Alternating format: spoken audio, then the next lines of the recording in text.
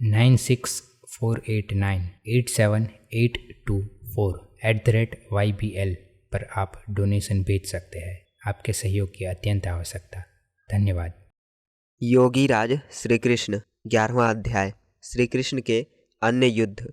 द्वारिकापुरी में जा बसने के पश्चात कृष्ण का जीवन दो भागों में विभाजित होता है। एक वह जो महाभारत के युद्ध में दिख पड़ता है और दूसरा वह जो दूसरी लड़ाइयों के वृत्तांतों से विदित होता है। द्वारिका में वास करने के बाद श्री कृष्ण की राजनीति का बड़ा अंश महाभारत में व्यतीत हुआ है। महाभारत में कृष्ण की जो बातें लिखी है उनसे उनके जीवन का कुछ न कुछ पता तो अवश्य चलता है। इसलिए हम पहले उन लड़ाइयों का वृत्तांत वर्णन करेंगे जो पौराणिक साहित्य में उनके नाम से वर्णन की जाती है। ये वृत्तांत इतनी अतियुक्तियों से ऐसे भरे हुए हैं कि उनमें से यथार्थ बातों का सार निकालना संभव नहीं। पहला, विष्णु पुराण में 29वां अध्याय उस आक्रमण का वर्णन है जो कृष्ण ने कामरूप आसाम की राजधानी प्रागज्योतिष पर किया था। यहाँ के राजा का नाम नरक लिखा है। इस युद्ध का कारण यह बताया जाता है कि प्रागज्योतिष का राजा बड़ा अन्यायी था। डराकर लोगों की स्त्रियों और कन्याओं को अपने घर में डाल लेता था और जब उस प्रांत के लोगों ने इस बात की कृष्ण से आकर शिकायत की तो उन्होंने नरक पर चढ़ाई की और उसको मारकर उन सब